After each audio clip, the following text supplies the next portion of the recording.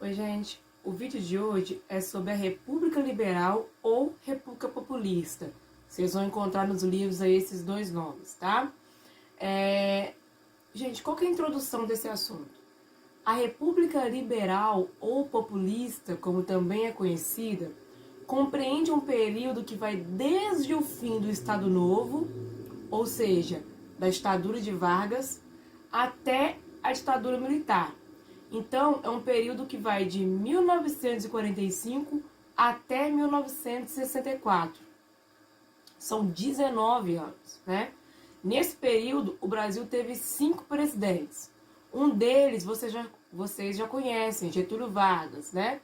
E outros interinos também.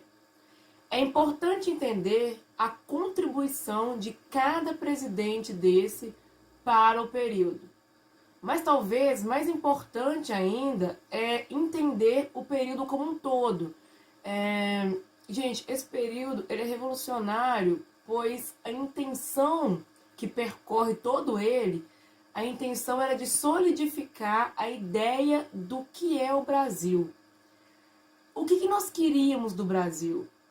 A gente quer o quê? Um país desenvolvido, um país moderno, né? Igual um país que se assemelhe a outros países desenvolvidos, né? E o mais importante ainda era manter a classe trabalhadora e organizada, sem se revoltar, né? Satisfeita, e manter o socialismo longe. Nesse período, a intenção é desenvolver. Esse é o lema da economia. O problema, aliás, tem um problema que caminha paralelo a esse querer desenvolver, que é o que, gente? A questão da desigualdade social e a concentração de renda crescente. Tudo isso tem que estar muito claro para você entender esse período como um todo. Governo Eurico Gaspar Dutra, que vai de 1946 a 1950. Gente, o que vamos deixar registrado aqui na nossa lousa sobre o governo do Dutra? Primeiro, ele é eleito com o apoio de Vargas. Vargas ainda é muito querido pela população em geral. Então, o apoio de Vargas contribui muito para a eleição do Dutra, né? Segundo, alinhamento ao capital externo. Bem, gente, existiam dois planos básicos para a economia brasileira. O primeiro era valorizar a economia nacional. O segundo era permitir a entrada de capital estrangeiro. Esse segundo ponto foi a opção escolhida por Dutra. As consequências são a submissão total aos Estados Unidos e uma crise econômica muito forte, inflação, devido à falta de controle do Estado na economia. O Dutra não consegue controlar e nem resolver. E isso marca, então, uma crise econômica muito forte no seu governo. O outro ponto é o anticomunismo. A aliança com os Estados Unidos fortaleceu o inimigo comum mais temido, que era o comunismo, né? Algumas ações foram tomadas durante o governo dele no sentido de frear o comunismo no Brasil. Agora, o segundo governo de Vargas, que vai de 1951 a 1954. O que nós vamos deixar registrado aqui na nossa lousa sobre o governo Vargas? Primeiro, Vargas é eleito, ele volta nos braços do povo, ele é eleito com o apoio do povo. A oposição não conseguiu manchar a imagem de Vargas, por isso ele volta nos braços do povo. Como o quê, gente? Como um populista. Já começando o segundo ponto aqui. E o governo dele é marcado por embates entre essa imagem populista que ele quer fixar, né? Criar, ele já criou, mas continuar, e os empresários. Por quê? Ele toma uma série de medidas nacionalistas e populistas. Nacionalistas como, por exemplo, a criação da Petrobras, ou seja, o petróleo é brasileiro, né? Que é mais nacionalista que isso. E populistas, como o aumento do salário mínimo em até 100%. Um plano do João Goulart, vocês vão ouvir muito esse nome ainda, tá? o João Goulart ministro do Getúlio Vargas. Então é claro, gente, que essa medida, ela desagrada os empresários, que são aqueles que pagam o salário mínimo, né? Daí a oposição só cresce. O último ponto é o que dá fim à essa era Vargas, que é o suicídio. Uma trama de acontecimentos envolvendo apoiadores, opositores de Vargas, golpes, morte, atentado. Bem, tudo isso desestabiliza o governo Vargas. Diante dessa ameaça, ele comete um suicídio, evitando um golpe e entrando para a história como essa figura da política brasileira que a gente já conhece. Gente, agora vamos à fase dos presidentes interinos, de 1954 a 1955. É um período curto, mas a gente vai ter 3 presidentes interinos nesse meio tempo. Vamos anotar na lousa o nome desses 3 presidentes, que vão desde o suicídio de Vargas até a posse do próximo presidente, que no caso é Juscelino Kubitschek.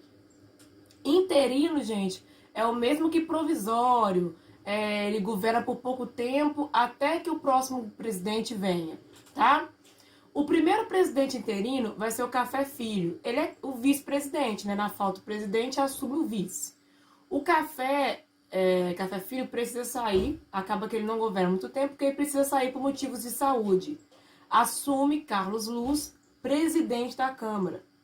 O interessante desse interino é que ele foi retirado ao tentar dar um golpe junto ao Carlos Lacerda, um antigo opositor de Vargas, contra o resultado das eleições que deram a vitória ao JK.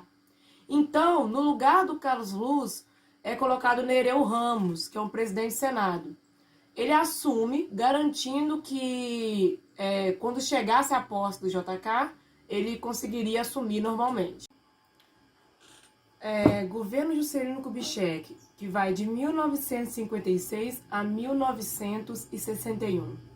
Gente, na lousa aqui do Juscelino, terão 2 pontos que se contrapõem, são quase que opostos, né? Os contradizem. Primeiro, desenvolvimento. Em tese, nacionalizar a economia e liberar a entrada de capital estrangeiro, entre esses 2 pontos, JK ficou com os 2, né? Mas, na prática, a abertura ao capital estrangeiro também levou a uma crise econômica no Brasil. A ideia no governo de JK era desenvolver o Brasil, 50 anos em 5, né? Era desenvolver como nunca. De fato, desenvolveu, principalmente as regiões centrais e urbanas. Trouxe a capital para Brasília, né? Enfim, mudou. Mas aí vem o segundo ponto. Além da inflação e da dívida crescentes, aumentou também muito a desigualdade social e as diferenças no Brasil. As diferenças entre campo e cidade, área urbana, área rural. Ou seja, o governo do Juscelino é marcado pelo desenvolvimento, mas ao mesmo tempo um desenvolvimento que não se sustentou por causa da crise econômica e o aumento da desigualdade. Governo de Jânio Quadros. Bem, em 1961. Vocês já viram que o governo dele foi curto, né, pela data. Vamos ver o nosso quadro do Jânio. Primeiro ponto, discurso populista e moralizante. Ele tentou reforçar uma ideia, uma imagem de populista, né? Mas ao assumir, tomou medidas antipopulares, como, por exemplo, imoralizantes, como, por exemplo, proibir o biquíni nas praias. O segundo ponto aqui é aproximação com o socialismo, muito importante. Economicamente, o Jânio não conseguiu alavancar a economia, mas o interessante do governo dele foi a política externa, que se aproximou do socialismo em plena Guerra Fria, né? Óbvio que isso gerou desconfiança, e a oposição, portanto, passa a forçar a renúncia de Jânio. Governo de João Goulart, de 1961 a 64. Gente, espera aí. Antes de João Goulart assumir, muita água vai rolar. João Goulart não era um bom candidato. Ele não era um bom candidato para os mesmos oposicionistas que tiraram Jânio Quadros. Para a oposição, ele tinha tendências socialistas. Por isso, ele é forçado a assumir com poderes limitados em um sistema conhecido como parlamentarismo. Na lousa do João Goulart, terá as duas fases do seu governo e o fim dessa era política, né? Conhecida como República Liberal Populista. Na fase parlamentarista, que é a que eu estava falando, ele não pode tomar muitas decisões, né? Quem manda, na verdade, são os ministros. Por isso, parlamentarismo. Fica sendo assim até a população, através do voto, através de um plebiscito, decidir pelo sistema presidencialista novamente. Aí começa a segunda fase do governo de João Goulart, que é a fase presidencialista. O destaque dessa fase são as reformas de base, reformas trienais, né? Foram reformas que incluía, inclusive, a reforma agrária. Jango, gente, o Jango ele também é conhecido como Jango, né? João Goulart. O Jango ele não era socialista, né? Mas, em tempos de Guerra Fria, quem propõe uma reforma agrária, né, é apontado como comunista. Né? Então a intenção do João Goulart era apelar para o populismo, para a popularidade, né? Mas ele acaba sendo visto como uma ameaça comunista, né? Então, gente, essa ameaça vai fazer com que a sociedade, a Igreja Católica, enfim, se tornem oposição ao João Goulart e apoiem futuramente o golpe militar de 1964, dando início à ditadura militar.